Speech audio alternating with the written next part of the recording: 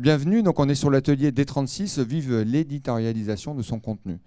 Donc avec Magda Fuster, voilà, ici, qui était dans l'Ariège jusqu'il n'y a pas longtemps et qui a rejoint l'agence Iris Interactive et qui va nous présenter tout le travail qu'elle a fait, d'accord, sur un gros boulot sur le nouveau site de l'Ariège.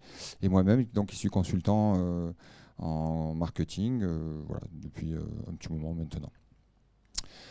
Alors, on va voir vraiment pas mal de choses. On va voir comment les sites évoluent.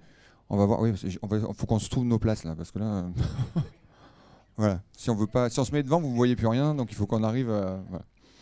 Donc, on va voir l'évolution des sites web. On va voir comment on met en scène en fait un territoire par rapport à ça. La logique des plateformes web, hein, qui aujourd'hui sont un élément clé. La logique d'expertise à la fois du territoire et d'expertise métier qui sont importants et qui va impacter complètement l'organisation derrière l'éditorialisation. Donc on va voir ce que c'est que l'éditorialisation et surtout les conséquences pour arriver à en faire une efficiente. Alors, comment ça démarre? Ça démarre, en fait, l'idée c'est pourquoi l'éditorialisation. Si on part d'un territoire, votre destination aujourd'hui, et si on commence à poser les différents éléments qui permettent d'organiser, de structurer votre tourisme, entre guillemets, moi j'ai identifié quelques éléments. La première chose, c'est la présentation pédagogique, hein, de votre destination, ainsi de suite. Là, on va retrouver les sites web, les blogs, on va retrouver Wikipédia, des sites privés aussi, alors selon justement la force de la marque de votre territoire. Il y en a qui n'en ont pas du tout, mais si par exemple vous prenez le Luberon, vous avez énormément de sites privés qui valorisent le Luberon. Donc là, il joue ce rôle, hein, de présentation pédagogique de la destination. Après, on va retrouver en fait des avis, donc vous les retrouvez principalement sur TripAdvisor, Google et Facebook, hein, où les gens vont donner vraiment beaucoup d'informations qui vont les rassurer ou pas sur le choix de la destination. On va retrouver tous les instants forts, d'accord, qu'on peut y vivre. Alors pour ceux qui font de l'expérience, tout ça, c'est l'essence même de l'expérience, c'est ces moments émotionnels. Aujourd'hui, on les retrouve plutôt sur Instagram à fond, hein, qui est vraiment à l'instant au top que je suis en train de vivre et que je partage. Et puis sur Facebook, donc sur les réseaux sociaux, même si on les retrouve aussi sur les sites web, hein, et on fait le relais, hein, dans le multicanal. Et puis après, on a les listes, d'accord. On a les listes où avant, enfin je dis avant, les offices du tourisme, par exemple, ça, étaient leaders. Et aujourd'hui, ils ne sont plus leaders, d'accord. Donc là, je suis dur là-dedans, mais entre guillemets, c'est plutôt TripAdvisor dès qu'on veut des avis, des activités. C'est plutôt Booking quand on veut un hôtel. Et donc, on retrouve quand même aussi le système d'information touristique de l'office, ou ainsi de suite. Ou avant, il y a des offices où il n'y a que des listes. Voilà. Donc la question, c'est exister qu'avec ça, ça apporte un certain niveau, hein, une grosse valeur ajoutée, ce qui fait que globalement aujourd'hui, c'est avec ces éléments-là qu'un touriste, lui, construit son image, va remplir l'imaginaire, hein, qui va se construire pour voir si potentiellement, s'il va sur cette destination, il va pouvoir vivre des moments, alors de plaisir ou de bonheur. Là, on peut en discuter, hein, mais on ne va pas rentrer dans ce débat-là. Voilà. Donc la question, c'est est-ce que ça suffit, ça, au niveau de la valeur ajoutée, et comment on positionne, par exemple, un office du tourisme là-dedans, d'accord. Donc, où est-ce que lui, il apporte de la valeur? Et moi, je pense qu'en fait, c'est au-dessus qu'il apporte de la valeur. S'il apportera de la valeur par son expertise, il peut se différencier avec ces autres acteurs-là qui ont pris un vrai leadership à travers l'expertise de la destination. Le fait aussi qu'il soit sur la destination et qu'en étant dessus, en fait, il crée une relation privilégiée quand les gens viennent le voir, lui en parlent, ainsi de suite. Donc, il a la qualité de la relation client. Et puis, il y a une vraie agrégation de contenu existant. C'est-à-dire que si on prend son expertise, parce qu'il vit sur place, et qu'on l'associe avec tout ce qui est là-dessous, qui existe déjà sur le web, là, il peut apporter une vraie valeur ajoutée différenciante par rapport aux autres acteurs.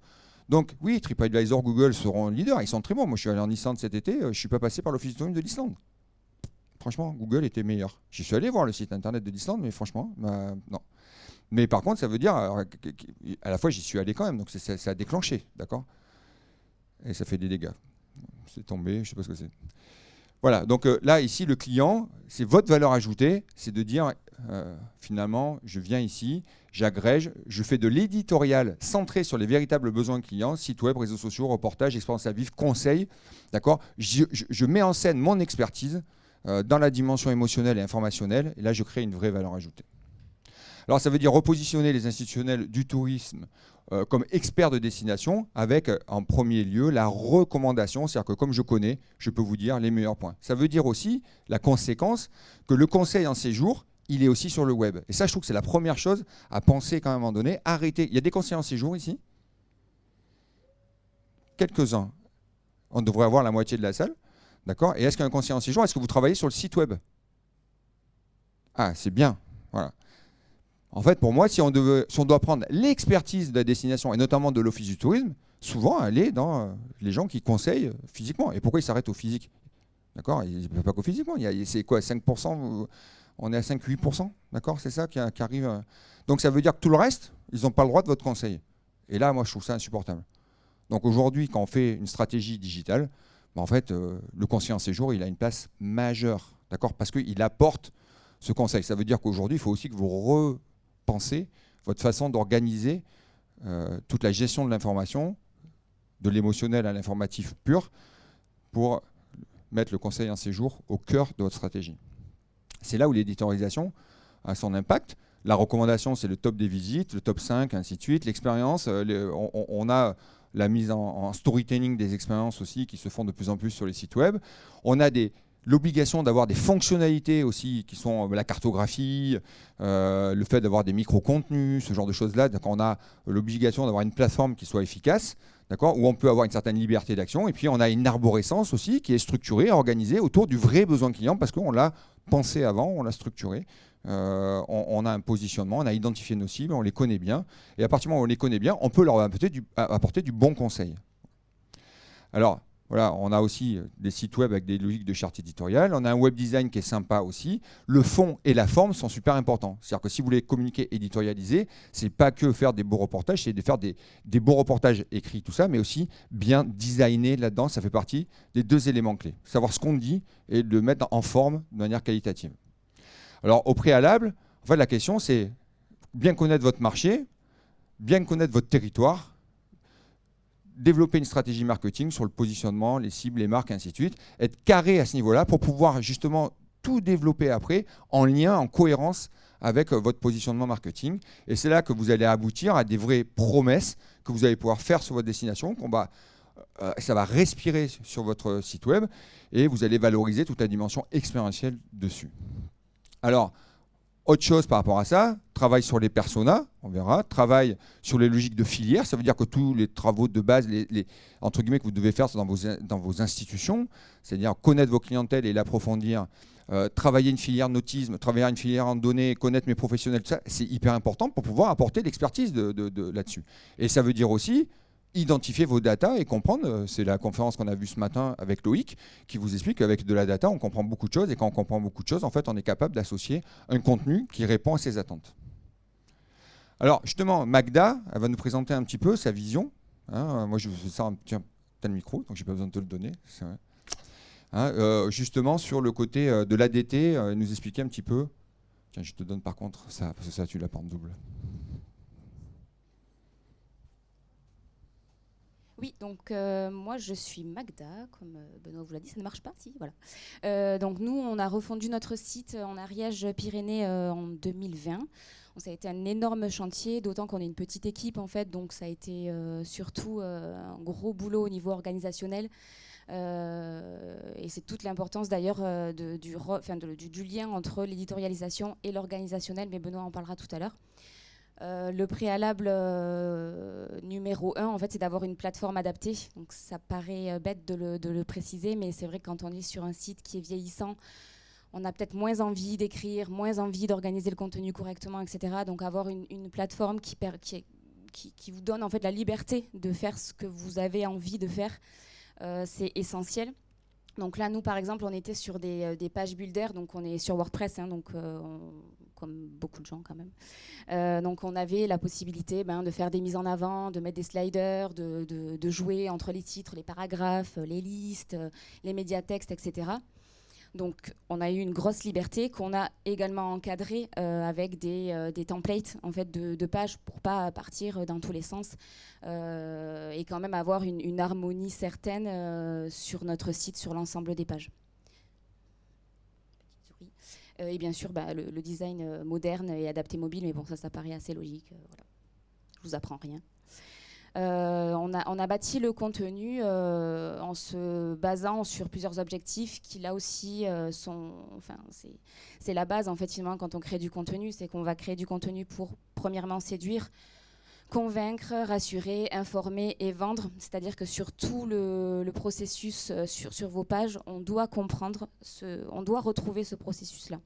Alors de manière fine bien sûr, mais voilà, vous devez toujours penser à ce genre de choses et je vous assure qu'on l'oublie très rapidement en fait. Quand on est dans le feu, qu'on a envie d'écrire, qu'on veut mettre des photos partout, des vidéos, etc., on oublie ce genre de choses, mais il faut toujours se le rappeler. Et là aussi l'organisation va jouer un rôle important, parce que finalement si vous avez un content manager qui va recadrer tout ça, qui va faire des relectures, qui va repasser l'ensemble des pages en fait pour bien vérifier ce parcours, vous avez évidemment fait une grosse partie du travail, quoi. Donc j'ai redécoupé le parcours en montrant qu'en fait on peut avoir des templates séduisants, innovants ou des widgets, on le verra tout à l'heure, pour répondre à l'ensemble des étapes en fait du parcours client. Peut-être expliquer ce que c'est qu'un template. Ah oui, un template, oui. Comment peut-on expliquer un template? C'est une mise en page c'est une mise en page, voilà, un modèle. Oui, voilà. Merci. Donc là, on est sur un template classique en fait de page de CMS. Donc c'est un template que vous avez tous sur vos sites où vous pouvez modeler les titres, paragraphes, etc. Donc ça, c'est le template de base pour séduire. C'est là où vous allez jouer sur les vidéos, les photos, etc. Je ne peux pas ouvrir mes liens, mais voilà. Ensuite, vous avez d'autres templates qui peuvent venir aussi séduire l'internaute, mais qui vont avoir un petit côté touchy. Donc là, c'est le template Road Trip, par exemple. Donc quand on se déplace en fait sur le côté gauche de la navigation, en fait, la carte se déplace également sur le côté. Donc là, c'est en effet un petit gadget sympa, mais qui crée son petit effet chez l'internaute et qui déclenche un petit peu le coup de cœur. Donc là aussi, ça va participer à la séduction plus qu'à l'information en elle-même, quoi. Donc bon, là, je vous l'ai déjà dit, les contenus associés, les fonctionnalités variées. Donc on peut avoir des vidéos, par exemple là, c'est une vidéo full strat sur notre site. Après, on a par exemple les visuels full strat avec les petits encarts de texte qu'on a par exemple sur le visuel de Normandie, qui a fait une association en fait de visuels les uns à la suite des autres. Donc des très beaux visuels et qui franchement donnent extrêmement envie. Donc on lit même pas le texte, mais on a envie de découvrir plus précisément la ville de Deauville, puisque là c'est Deauville dont on parle. Donc on a aussi des templates séduisants pour convaincre. Donc on peut avoir par exemple le template itinéraire. Donc là c'est un peu le même principe que le template que je vous ai montré tout à l'heure, qui se déplace sur le côté, donc avec la possibilité de télécharger du KML, donc la carte qui s'anime au déplacement sur le côté gauche.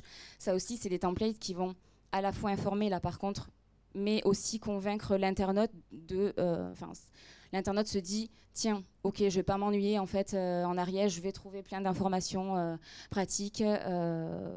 Voilà, donc ça sert quand même à passer la phase de séduction en fait finalement. Idem pour le template Road Trip qui là finalement peut être utilisé dans de l'itinérance en voiture ou en moto. C'est pareil en fait finalement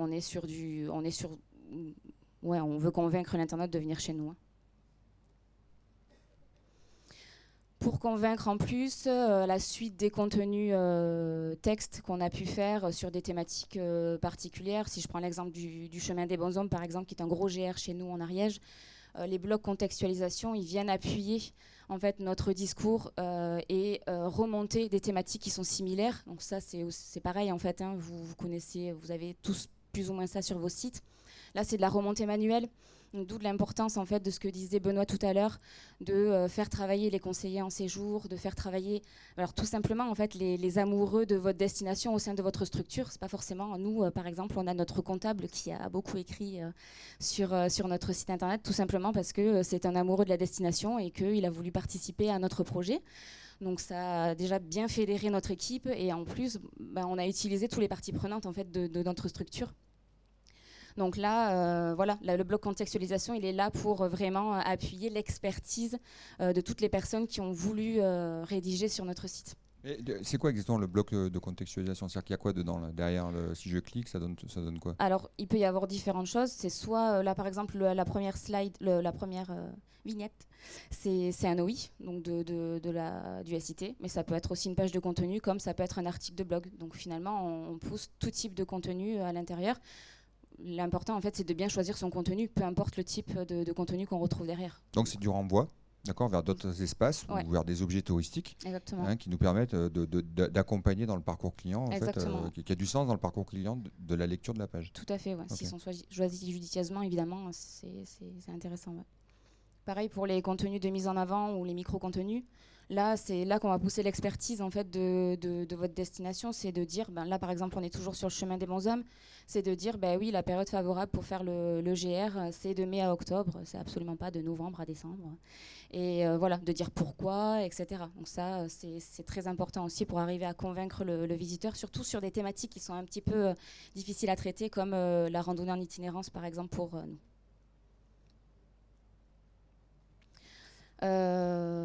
Pour la rassurance, on peut aussi retrouver du coup la contextualisation. Donc là, j'avais mis un exemple pour changer de l'Ariège, de la destination Caen-la-Mer, qui du coup nous pousse. Alors là, au-delà du choix en fait des vignettes, c'est plutôt le wording en fait qui est utilisé, nos bons conseils. En fait, finalement, nos bons conseils, ça rejoint toujours ce que vous faites tout le temps, en fait, sur vos réseaux sociaux, à l'accueil. Voilà, c'est de pousser votre expertise, toujours pareil. C'est mon mot-clé aujourd'hui, l'expertise. Pour informer au-delà du contenu rédactionnel que vous allez pouvoir faire, au-delà des listes, puisque comme le disait Benoît, l'idée c'est de sortir des listes, mais finalement c'est de sortir des listes de la page de liste avec un titre et une vieille liste avec une cartographie. C'est plutôt de dire on va créer du contenu rédactionnel et je vais pousser ma liste en plein milieu de mon contenu rédactionnel parce que c'est logique dans mon parcours client, donc je la pousse. C'est discret, hein, voilà. Mais on trouve quand même les informations. C'est ce qu'on a fait sur la page refuge. On a expliqué en fait qu'est-ce que c'est la nuit en refuge, quelles sont les prérogatives, pourquoi vous allez aimer la nuit en refuge. Au milieu, on a posté nos plus beaux refuges ariégeois. Là, vous ne le voyez pas parce que c'est une capture d'écran. Mais en dessous, on a les plus belles randonnées pour accéder au refuge. Donc voilà, c'est toujours pareil. En fait, c'est juste qu'on a réfléchi à ce on s'est mis à la place de l'internaute, en fait, du client. Donc ça veut dire que tu intègres une première partie éditorialisée, j'écris, photos, multimédia, tout ça, et à partir du moment où j'ai mis en avant les avantages concurrentiels, les atouts vraiment, par exemple, du plus beau refuge, ben en fait, je mets la liste des plus beaux refuges. C'est-à-dire qu'en fait, je contextualise mon SIT.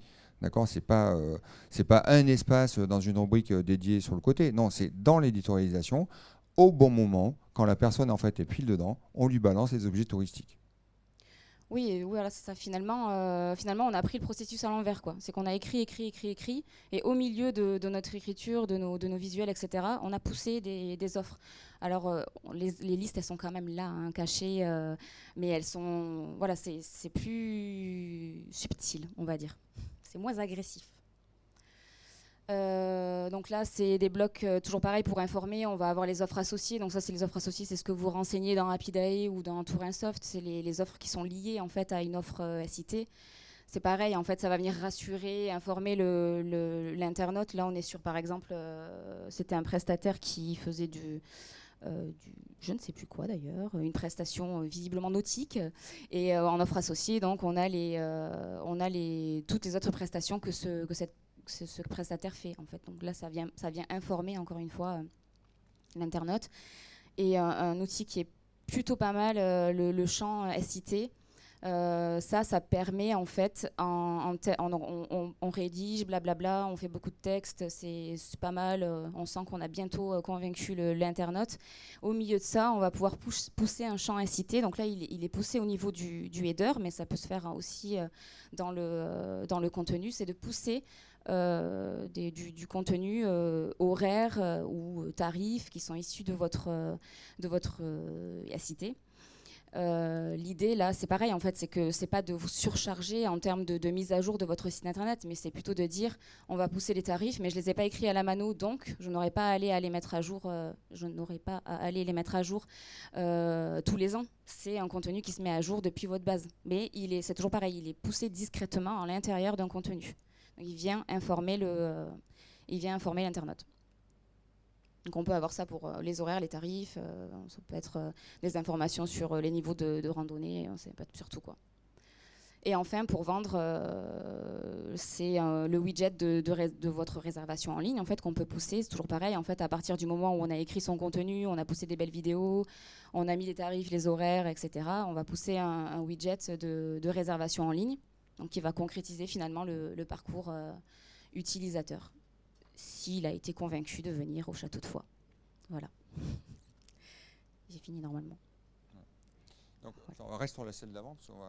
Ce qui est intéressant, tout ce que vient de nous présenter, d'accord, Magda, je regarde juste l'heure. Voilà. Ce qui est intéressant, c'est qu'en fait, on dispose de blocs, d'accord, de contenu. C'est-à-dire que finalement, les pages, elles vont se construire en associant des blocs. Et chaque bloc répond bien à un objectif, de la séduction, la rassurance, l'information. Donc en fait, on construit ces pages-là. Alors on peut les construire à la volée, à la limite potentiellement, c'est-à-dire que c'est ce qu'on appelle les pages. On travaille avec des pages builders, d'accord, dans la construction des sites web. On peut le faire comme ça. Souvent, en fait, on les design avant. C'est-à-dire qu'en fait, on les réfléchit et après, on les design. Et après, une fois qu'ils sont designés, on les coupe en blocs, d'accord. Et ce qui permet en fait d'adapter vos pages, mais de faire attention aussi comment ils se structurent et s'organisent pour répondre précisément à ces objectifs.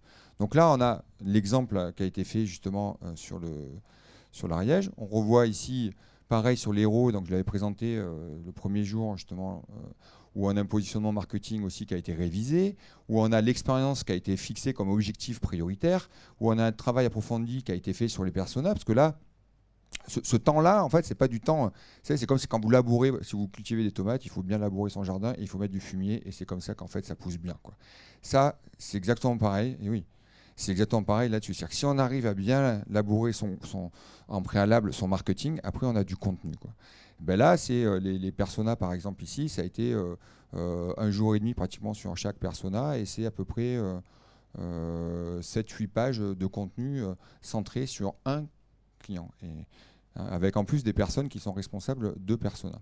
Donc on a une charte éditoriale qui est bien détaillée, qui est précise, qui va loin là-dedans. C'est-à-dire qu'on a écrit comme une démarche qualité sur l'éditorial. C'est-à-dire qu'on sait, voilà ce qu'on va faire sur l'éditorial.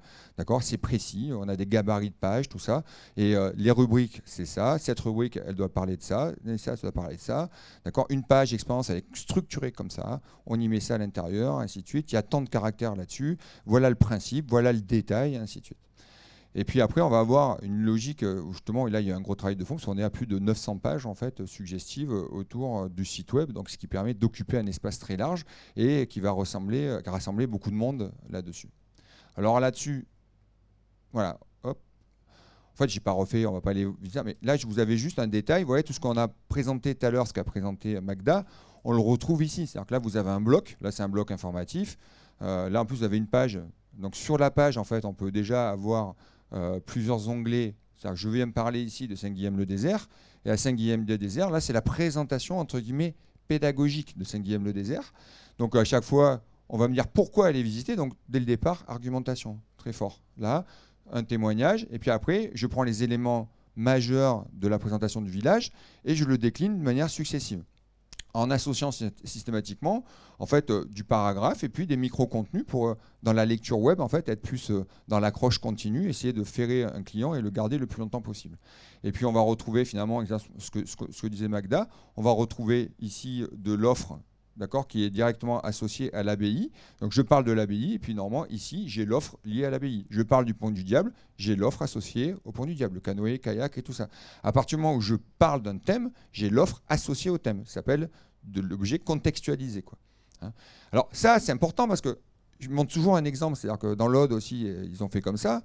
Et en fait, si vous dites, je fais une balade en vélo le long du canal du Midi, et puis après, vous allez sur la page liste de tous les hébergements de l'Aude pour savoir où commence celle où vous pouvez dormir pour aller juste le lendemain démarrer votre randonnée le bord du canal du Midi, mais les mecs, ils pètent leur durite, quoi. D'accord, c'est pas possible. Or, si moi, j'ai déjà fait la sélection, je te dis oui, démarre à tel endroit, là, je te présente toute la balade en mode expérience. Là, on n'est pas en mode expérience, mais il y a la même chose en mode expérience. Et je vais sélectionner les hébergeurs, d'accord, qui sont au départ, ou les restaurants qui sont à côté. Et j'ai pas besoin de me faire 50 km aller, 50 km retour, parce que j'ai vécu quand même à un moment donné sur un projet avec la route des Vins de Provence à un moment donné, où il fallait mettre le restaurant qui était labellisé à 50 km de l'endroit où on était au départ. Tout sauf centré client, quoi. D'accord ? Ça, il faut éviter.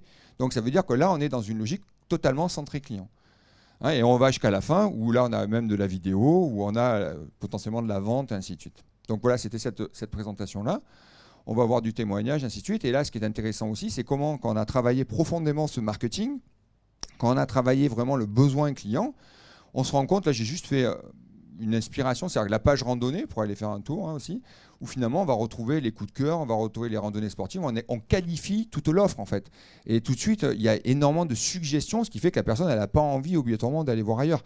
C'est-à-dire que là, moi j'y suis allé il n'y a pas longtemps, j'ai voulu aller au bord de l'eau en été, avec ma fille, eh bien, en fait, il y avait les randonnées en famille, il y avait à côté les randonnées pour l'été, tout ça. Et donc, j'ai trouvé tout de suite la randonnée. Ça veut dire qu'on a une logique très suggestive. Et ça, vous l'avez sur pratiquement tous les thématiques et les filières qui travaillent. Donc, une filière associée à une clientèle approfondie, et voir tout le panel que je peux lui offrir là-dessus. D'où l'intérêt de bien connaître...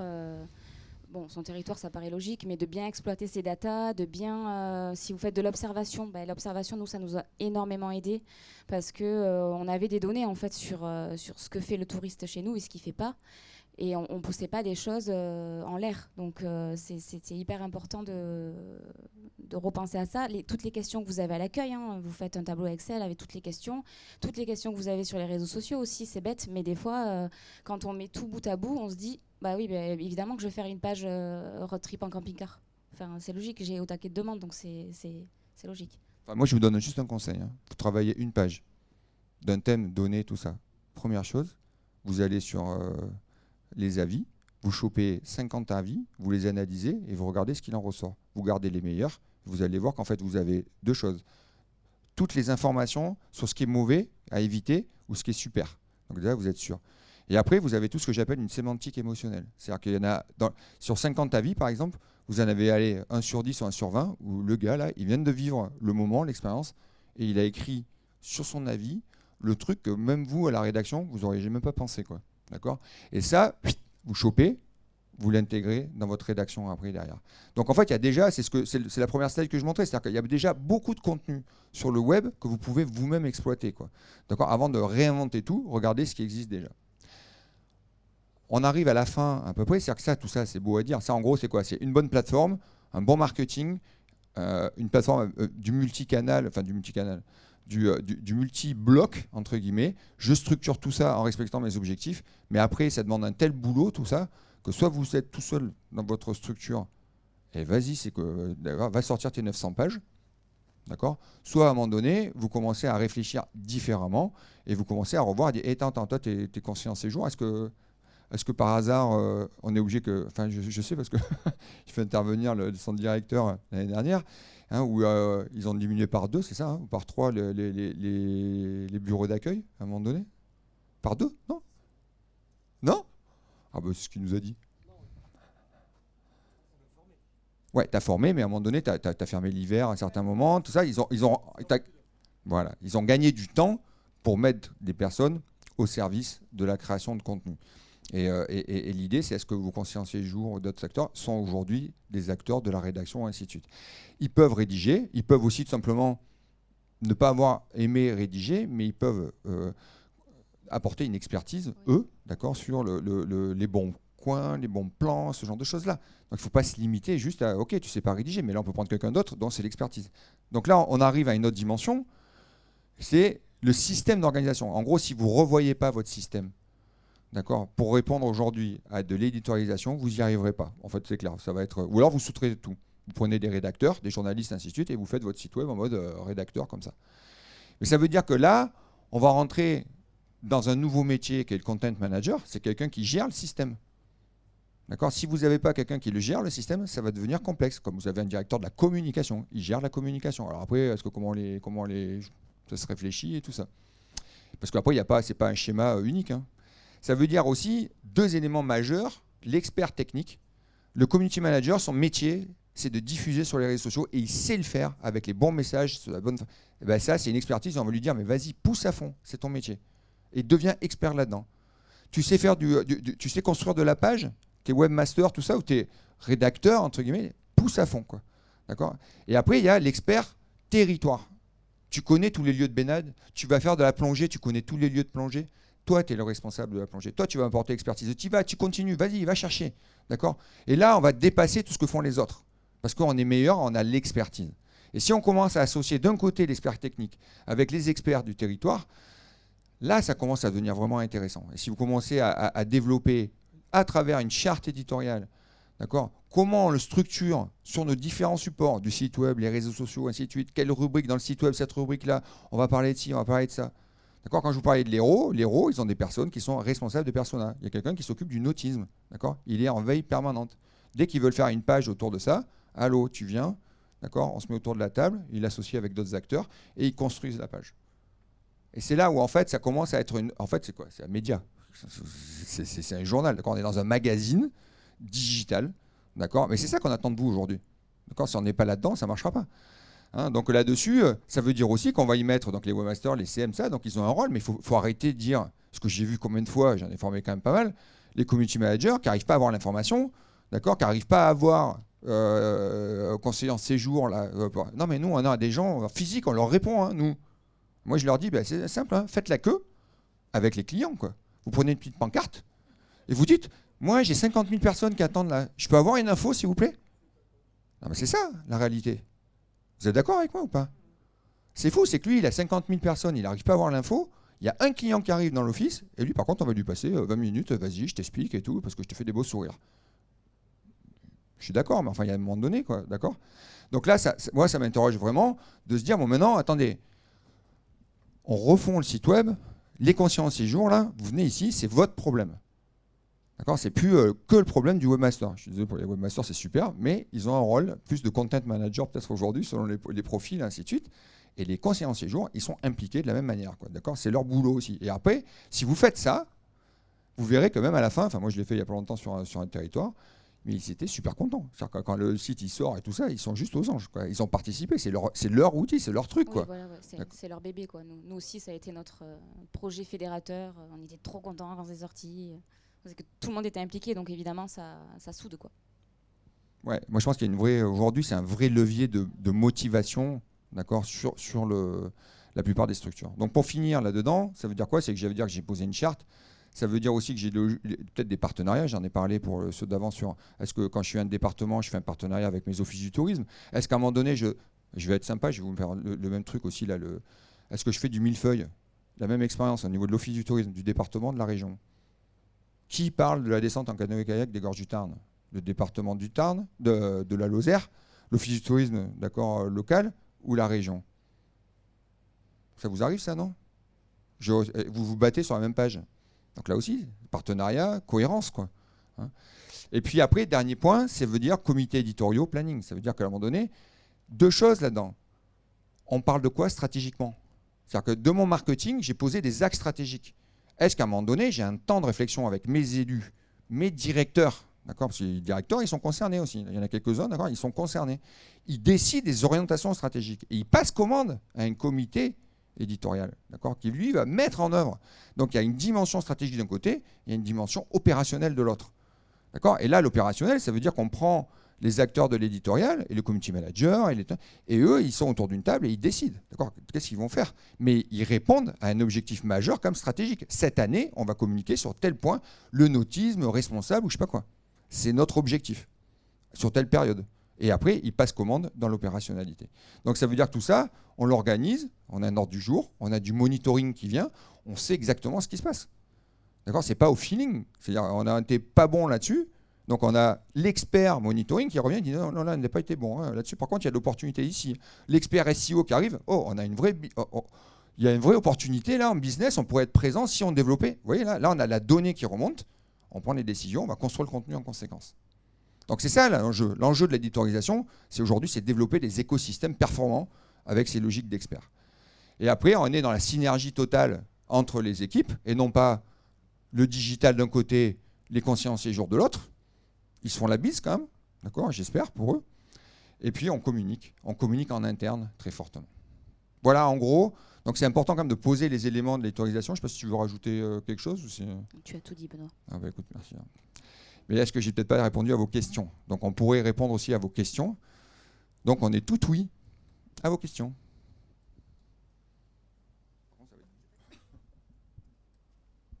Alors donc Emmanuelle Tamazian, directrice des ORS dans les Hautes-Alpes.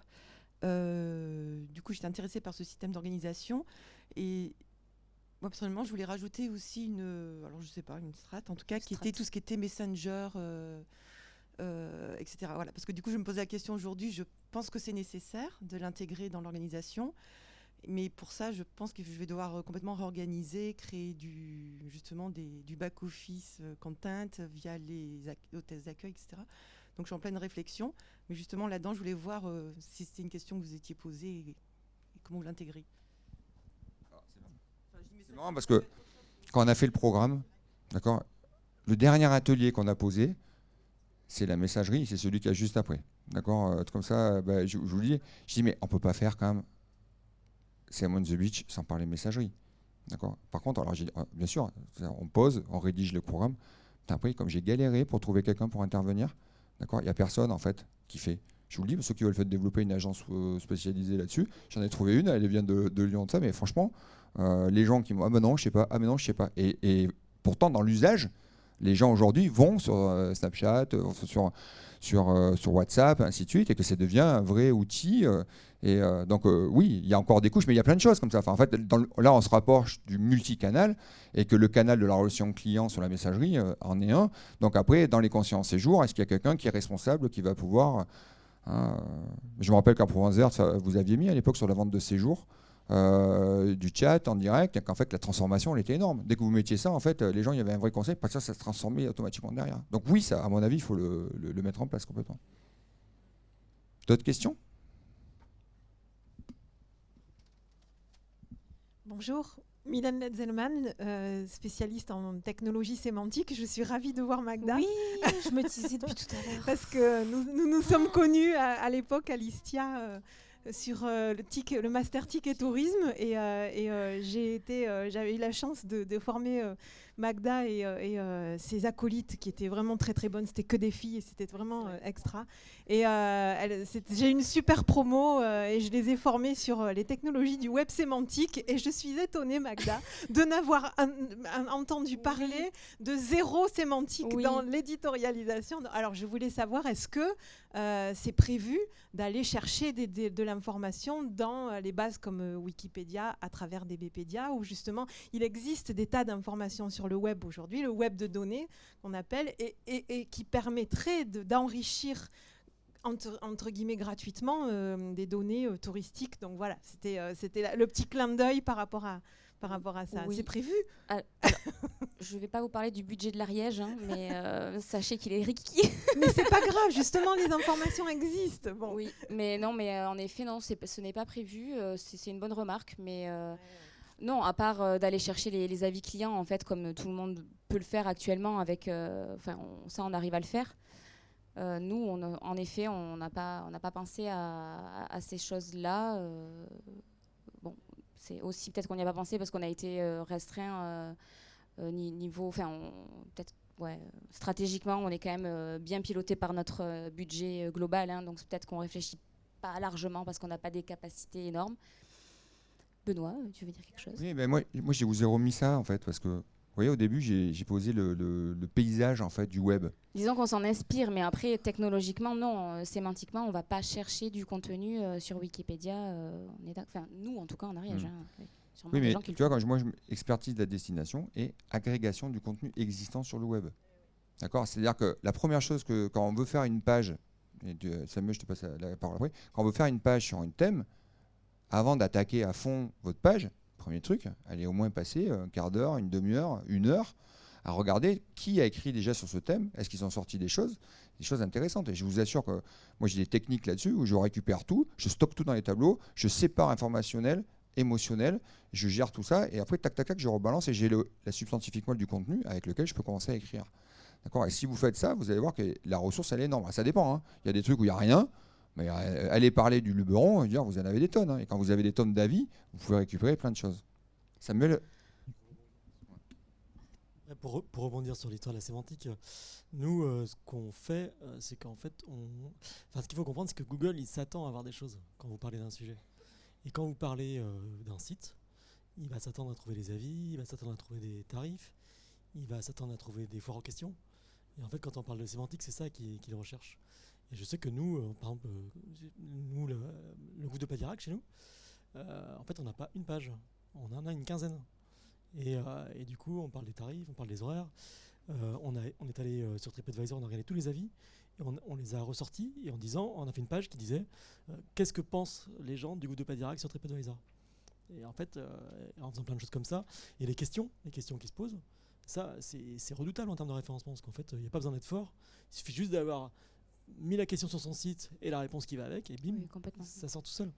Et ça c'est pas cher, entre guillemets, c'est beaucoup de temps. Mais c'est pas cher. Oui, d'où Mais du c'est coup ouais, voilà ça. Alors, c'est beaucoup de travail de réflexion en fait finalement d'arriver à. Mais ça rejoint aussi les widgets tarifs à citer ou tarifs ou horaires en fait. Hein, c'est pour répondre à des questions finalement. C'est pas de gaieté de cœur. Enfin, on sait que c'est utile, mais bon, c'est pas non plus la chose la plus sexy de la terre. C'est ces blocs là. Mais ils répondent à des questions et d'ailleurs en haut de chaque bloc à citer, on a quels sont les horaires, quels sont les tarifs, parce que c'est des questions qui sont posées hein, tout simplement.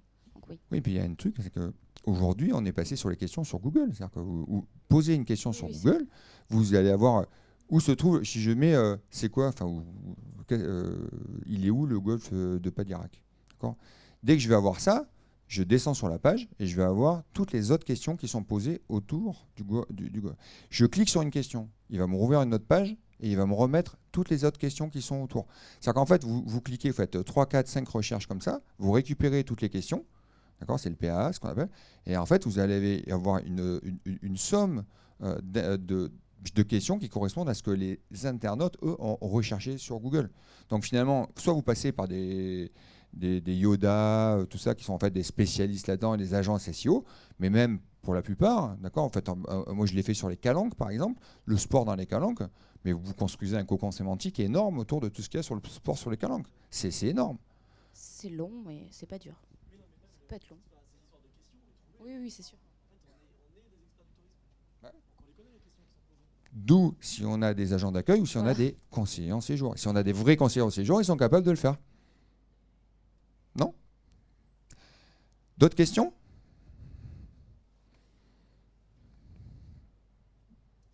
Ça vous a barbé l'éditorialisation. Ils sont fatigués. Dodo. Non, mais c'est une belle aventure, l'éditorialisation. On s'éclate, hein, Samuel ? T'as combien de pages sur ton site web, toi ?